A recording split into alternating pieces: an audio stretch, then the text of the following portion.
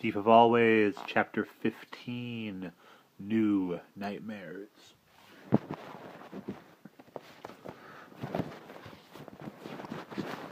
It was a more difficult tale to tell than he expected it to be. Though some of the details were clear in his head, Rictus's first appearance, the sinking of the Ark, his and Wendell's escape, there was much else he could not properly remember. It was as though the mist he had strode through had seeped into his head, and had there drawn a veil over the house and much of what it contained. "I remember speaking to you on the phone 2 or 3 times," he said. "You didn't speak to us, honey," his mom replied. That was just another trick," Harvey said. "I should have known." "But who is playing all those tricks?" his father demanded. "If this house exists, I say if, then whoever owns it kidnapped you and somehow kept you from growing up. Maybe he froze you." "No," said Harvey, "it was warm enough there, except when the snow came down, of course."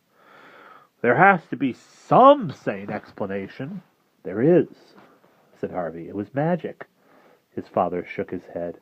"That's a child's answer," he said, "and I'm not a child any more. And I know what I know," said Harvey firmly. "It isn't very much, honey," his mom said. "I wish I could remember more." She put a comforting arm around his shoulder. "Never mind," she said. "We'll talk about it when you've had a rest." "Could you find this house again?" his father asked him.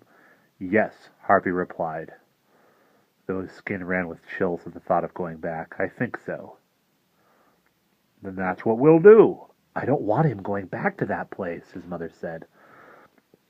"We have to know it exists before we report it to the police. You understand that, don't you, son?" Harvey nodded. "It sounds like something I made up, I know, but it's not. I swear it's not." "Come on, sweetie," his mother said. "I'm afraid your room's changed a bit, but it's still comfortable. I kept it just as you left it for years and years, hoping you'd find your way home.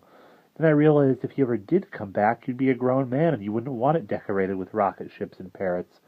So we had the decorators in. It's completely different now." "I don't mind," Harvey said. "It's home, and that's all I care about." In the early afternoon, as he slept in his old room, it rained, a hard March rain that beat against the window and slapped on the sill. The sound woke him. He sat up in bed with the hairs on his nape pricking, and knew that he'd been dreaming of Lulu. Poor lost Lulu, dragging her misshapen body through the bushes, her flipper hand clutching the Ark animal she'd dredged up from the mud. The thought of her unhappiness was unbearable. How could he ever hope to live in the world in which he'd returned, knowing that she remained Hood's prisoner? "I'll find you," he murmured to himself. "I will, I swear." Then he lay back on the cold pillow and listened to the sound of rain until sleep crept over him. Exhausted by his travels and traumas, he didn't wake again until the following morning. The rain had cleared. It was time to lay plans. "I bought a map of the whole of Millsap," his father said, unfolding his purchase and spreading it over the kitchen table. "There's our house," he said. He had already marked the place with a cross. "Now, do you remember any of the street names around Hood's place?" Harvey shook his head. "I was too busy escaping," he said. "Were there any particular buildings you saw?"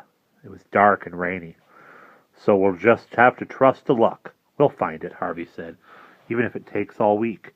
It was easier said than done. More than 3 decades had passed since he'd first made his way through the town with Rictus, and countless things had changed. There were new plazas and new slums, new cars on the streets, and new aircraft overhead. So many distractions, all keeping Harvey from the trail.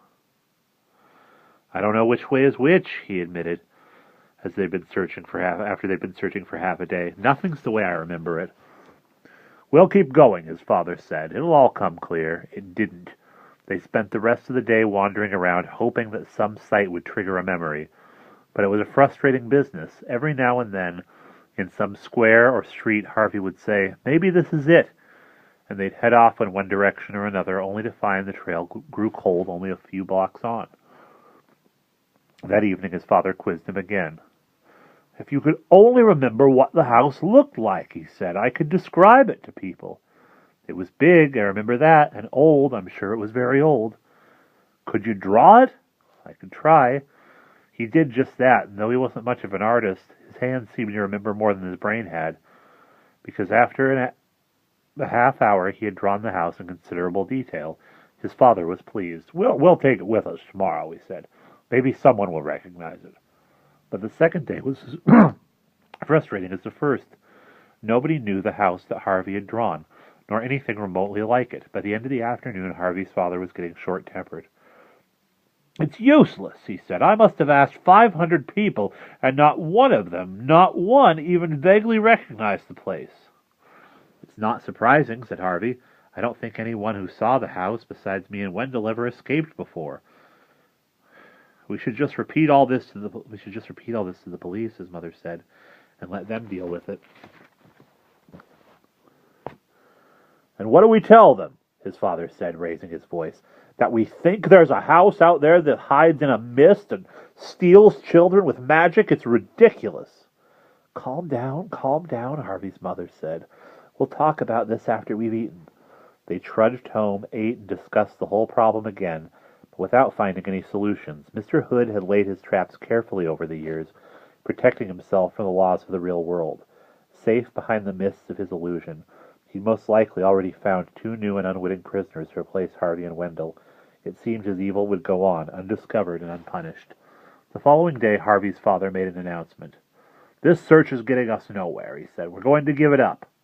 Are you going to the police? His wife asked him. Yes, and they'll want Harvey to tell them everything he knows. It's going to be difficult, son. They won't believe me, Harvey said. That's why I'm going to talk to them first, his father said. I'll find somebody who will listen. He left soon after breakfast with a worried expression on his face. It's all my fault, Harvey said to his mom. We lost all that time together just because I was bored. Don't blame yourself, she said. We're all tempted to do things we regret once in a while. Sometimes we choose badly and make mistakes. I just wish I knew how to unmake it, Harvey replied. His mother went out shopping in the middle of the morning and left Harvey haunted by that thought. Was there some way to undo the damage that had been done? To take back the stolen years and live them here with the people who loved him and whom he loved dearly in return? He was sitting in his bedroom window trying to puzzle the problem out when he saw a forlorn figure at the street corner. He threw open the window and yelled down at him, Wendell! Wendell, over here! Then he raced downstairs. By the time he opened the door, his friend was on the steps, his face red and wet with tears and sweat. What happened? He said. Everything's changed. His words were punctuated by hiccups. My dad divorced my mom, and my mom's so old, Harvey, and as fat as a house. He wiped his running nose with the back of his hand and sniffled hard. It wasn't supposed to be this way, he said. What was it? Harvey did his best to explain how the house had deceived them, but Wendell was in no mood for theory. He just wanted the nightmare to be over. I want things the way they were, he wailed. My dad's gone to the police, Harvey said. He's going to tell them everything. That won't do any good, Wendell said despairingly. They'll never find the house. You're right, Harvey said. I went to look for it with my mom and dad, but it was no use. It's hiding. Well, it's bound to hide from them, stupid, said Wendell. It doesn't want grown-ups. You're right, said Harvey. It wants children, and I bet it wants you and me more than ever. How do you reckon that? It almost had us.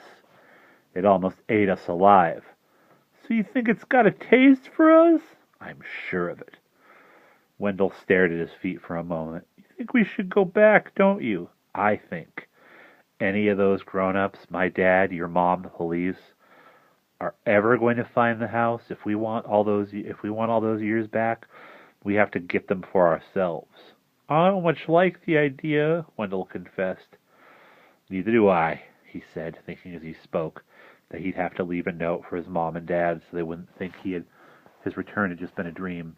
We have to go, he said. We don't have any choice. So when do we start? Now, said Harvey grimly. We've lost too much time already. And that is the end of chapter 15.